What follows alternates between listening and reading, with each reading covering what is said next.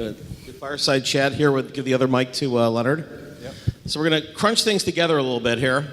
So Leonard was going to first give a talk on wallets, and then on Token Match. And since I'm a partner in Token Match, I figured that we just sort of crunch everything together and get people to the pool. And then I have a feeling that the old timers may end up going to the pool as well. But I feel like we had half of an old timers panel with Richard there. Because actually one of the things I was going to ask in the old timers panel was going to be, and we can perhaps continue this at the pool where it's sunnier, was going to be, what has been lost and what has been gained from the days where everybody was Bitcoin maximalists, right?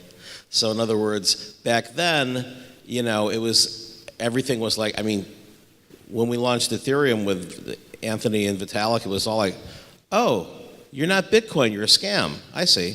And now that's the minority view, that anything that isn't Bitcoin is a scam.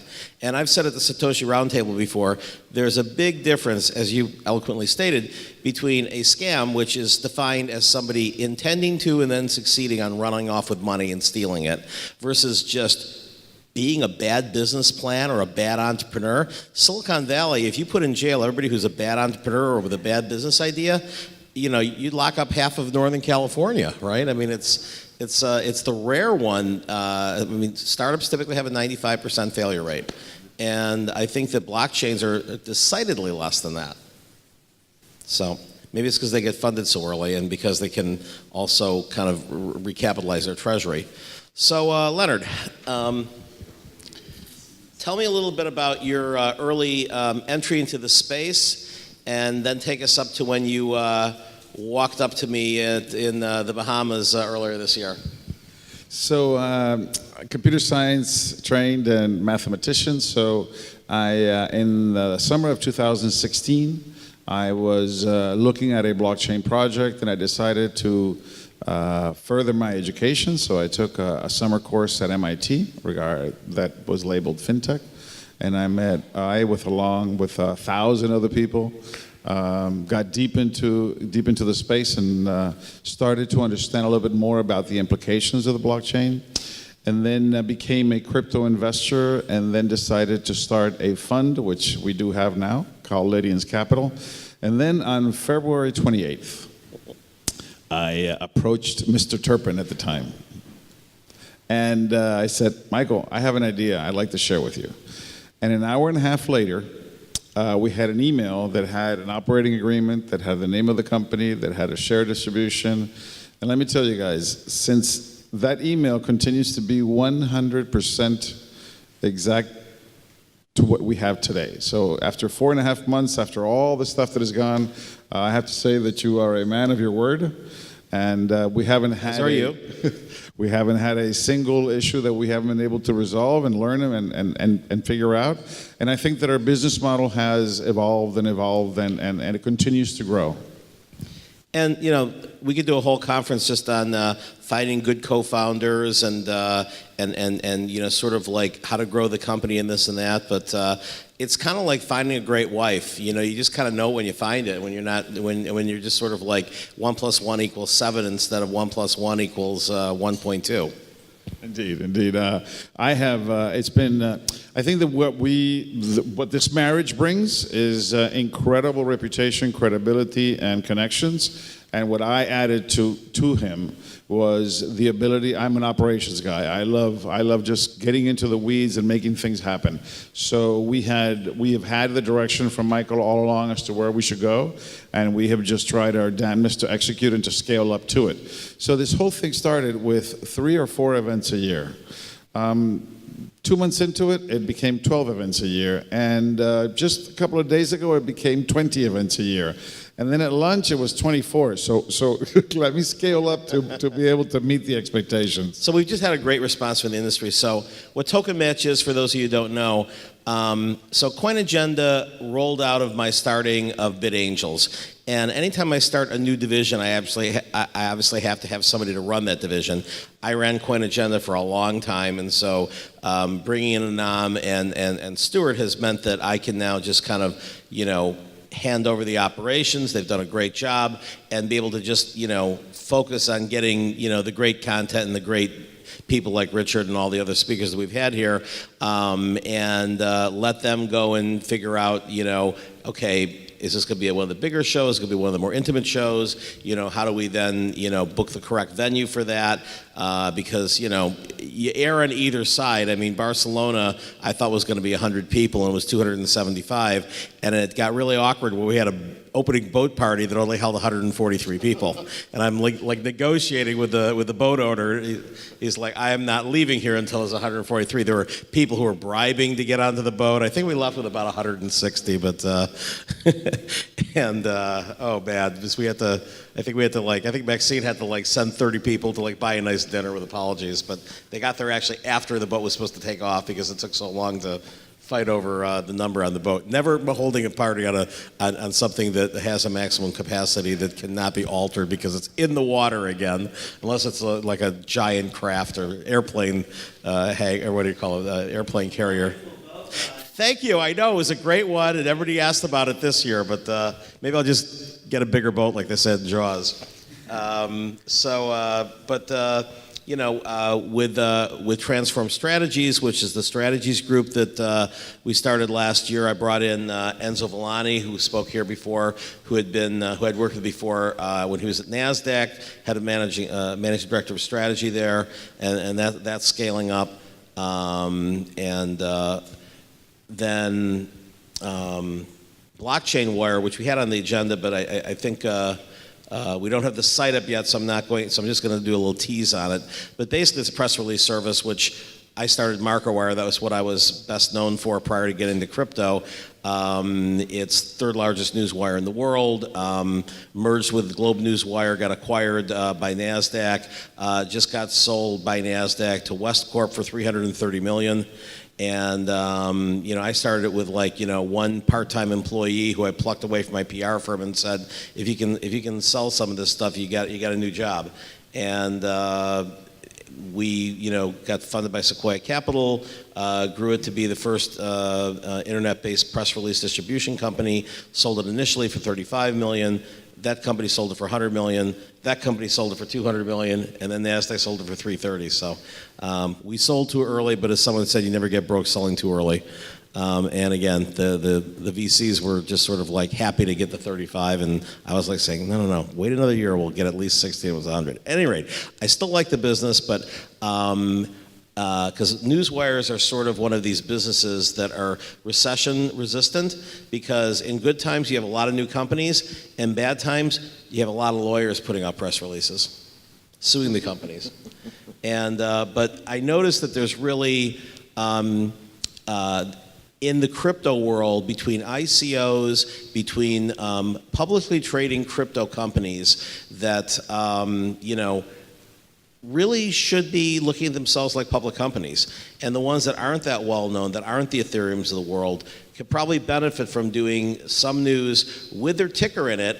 And we're negotiating right now to get ticker listings into the newswire feeds, because I struck a deal with one of the big three wires to have complete distribution at a lower cost than you can get from them without counting words. That's our secret sauce, plus additional crypto distribution.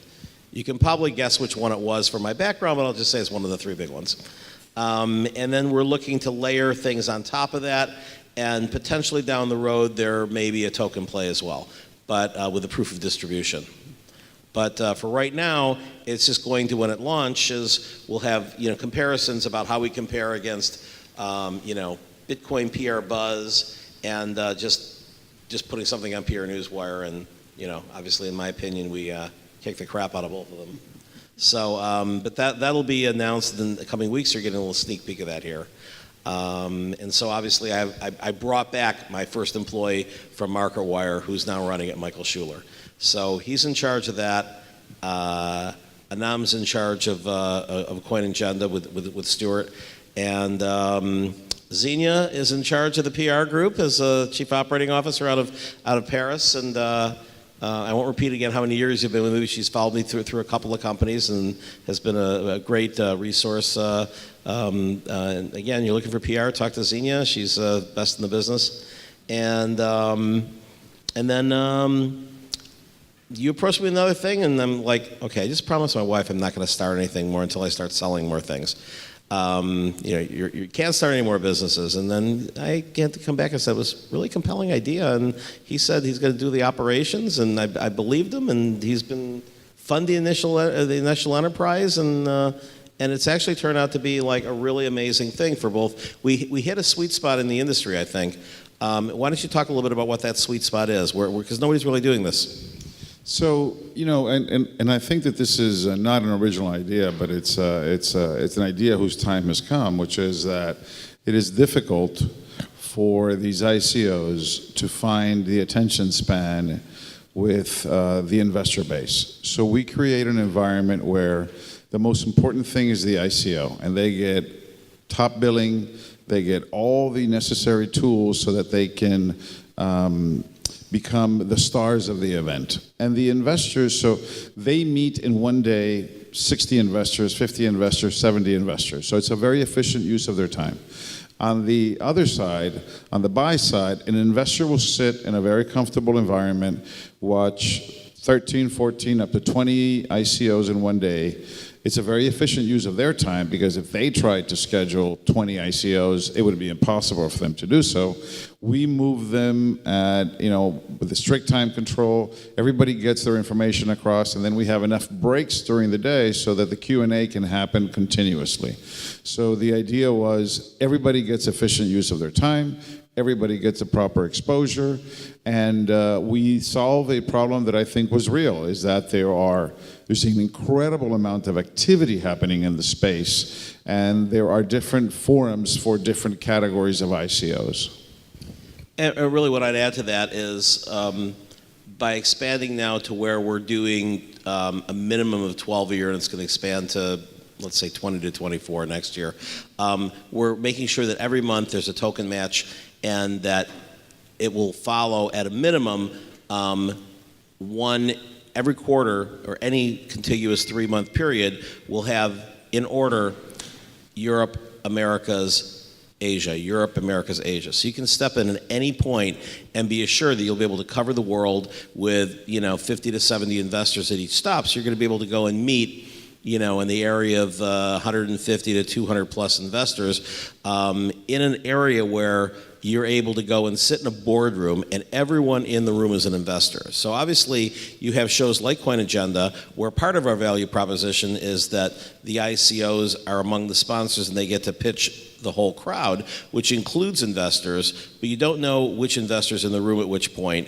I mean, you're also pitching, other startups, which has been great because that's how business development happens. I know several deals that have happened this show already, and the real thing that CoinAgendas have always been about is sort of the long-term networking and long-term relationship building that you get from having 3 days at a resort and good food and a lot of alcohol. So this is very different. This is like coffee, one day, not a lot of frills, and just boardrooms where you get to meet everybody by name, and you pitch them 20, 25 at a time. If there's 50 investors, you get to pitch twice. If there's 75 investors, you pitch 3 times. And we charge the companies, and we do not charge the investors, and we vet both of them to make sure that the investors are watching real companies that have been approved by us, that there's nobody in there that's a scam or even just a bad company in our opinion, and that they're not pitching to fake investors who really are trying to sell them life insurance or something. Let me add to that, is that I think that Token Match provides scale. By becoming a distributor, by aggregating platforms, we are able to create a single event now twice a month. But if you think about all the platforms that are there, and we all know the names, Securitize or Polymath or everybody, they're managing 3, 4, 5 ICOs at one time. So if you were to take 1 or 2 of those out into the market and try to bring 60 or 70 investors to it, it's a monumental task. Whereas we have now a machine that has enough gravitas, enough mass that it does justify going to an event, because you're going to see 13 or 14 of them. Now, creating an event to see a single ICO or 2 ICOs, which is what a platform would be able to do, it is very inefficient. So the idea, and this is what we're building, so we have signed 2 agreements now with platforms, but we have 6 or 7 different partnership agreements open out there, and we would expect to have 12, 15 of these platforms sign with us. So there's a number of advisory, we haven't announced any of these publicly, but there's a number of large advisory groups who, when they talked to us or tried 1 or 2, they said, why don't we just outsource our entire road shows to you? Because we're spending $30,000 to $50,000 on a dinner for like 1 or 2 of our people. We can send you 5 or 10, and you're going to just trot them around the world if they qualify or if there's room. I mean, I think our biggest issue is going to be certain shows we may have to see what the appetite is for a 2-day show, because we really don't want to get it any less than 20 minutes, because this is not a sneak peek like you have at the ICO contest. This is really or a summary. I guess 10 minutes is more than the sneak peek, but a summary.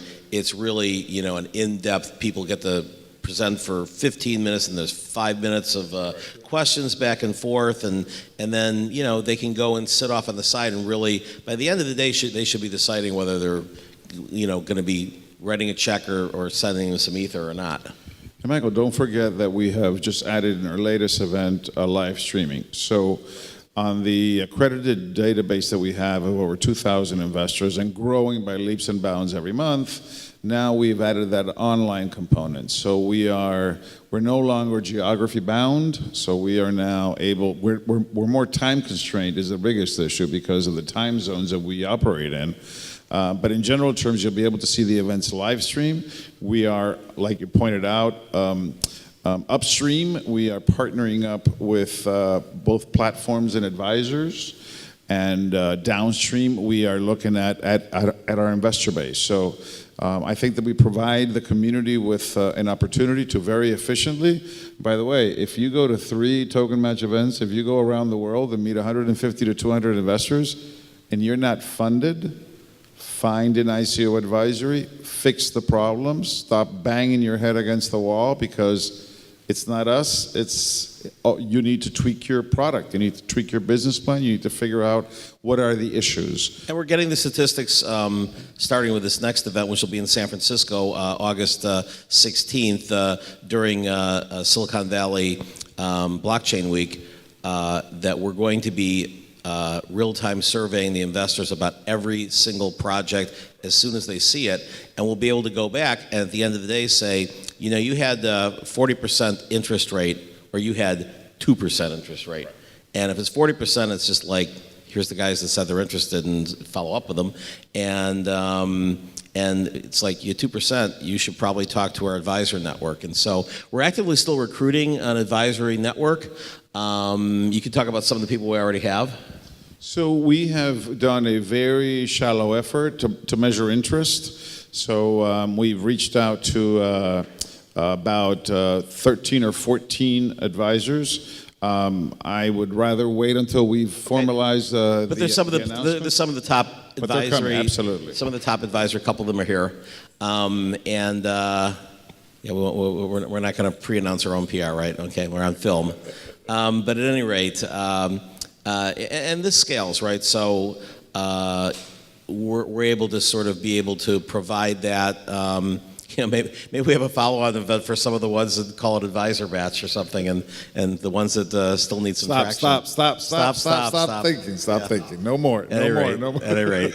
So at any rate, it's been just one more thing, Michael, yes. Is that the majority of our income is in the form of tokens. So we're your partners. If you don't ICO, if you don't succeed in the ICO, we don't succeed also. Right. So we are perfectly aligned with you. So when we tell you that, that you shouldn't come to the event and we have slots open, is because we're trying to tell you that we all need to up our game. And when we do bring you into the event, the vast majority, we're paying for the venues, and all of our profits is basically staying within the tokens that we received. So I think the token match and the ICOs become aligned in the same objectives. Any questions?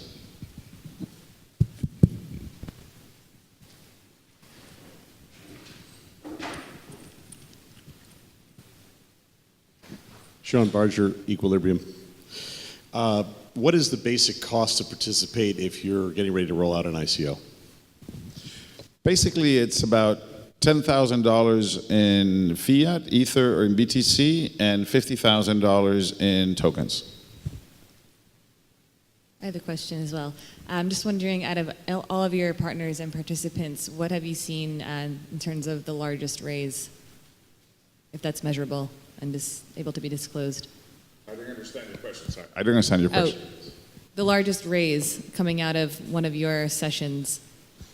So we're not a dealer broker, so we don't get involved and we don't even touch it with a 10-foot pole to see what has been the raise. So we are going to start surveying though, but we do not actually close deals. We're not a broker dealer. We basically provide. We bring the two parties into the room and let the magic happen between the investors and the and the companies. And we are following up. And we've been in business for 3 months. So oftentimes it takes a little bit longer to close those, but we are going to be going and tracking that. We're also going to then be tracking investor sentiment and putting out research on this.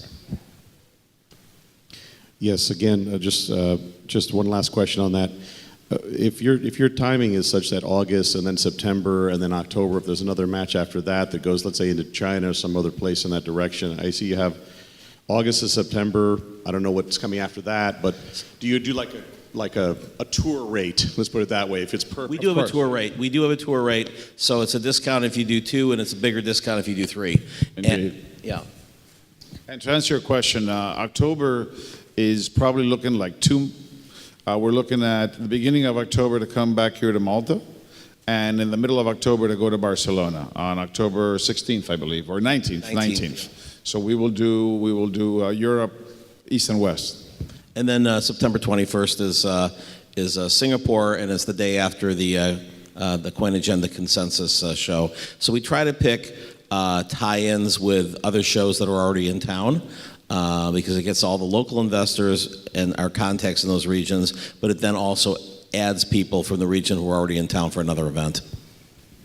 Any Switzerland in the schedule? We have been talking with some folks about Switzerland, and obviously that's why the number always keeps going up, right? So I mean, if we're doing the basics of for Asia, for US, and for Europe a year, you can't have 15 cities in each continent, right? And New York, we're doing a couple of times. I think right now San Francisco we're only doing once. We're not doing Los Angeles at all. We're doing Las Vegas once, and we're also Austin, Miami, and we're hoping to do across the year a couple of maybe one a quarter where there's a new region that's only once a year. Like we'd like to do Tel Aviv. We'd like to do South America.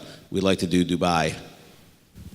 Yeah, I mean, we sat down for an hour and a half and filled the calendar with 20 different sites and 20 different events just on the tie-ins. But Michael and I have been talking about, Sao Paulo is a major area of growth and innovation, and we can't just ignore it. I think that we should address it, and there's opportunity there. I just saw a review. Imagine this: there are 66 fintech companies in Peru. So the number is just ballooning to a very large size. And if we take this to the next level, you do foresee an environment where security tokens will have a different investor base and maybe a different fee base. And if I were to extend that argument even further, there might be a vertical that would take you to security tokens, and then they would take you to the best use case, which is real estate. And you might have a vertical which is only dealing with real estate. So it can become very granular and very expansive in terms of its reach.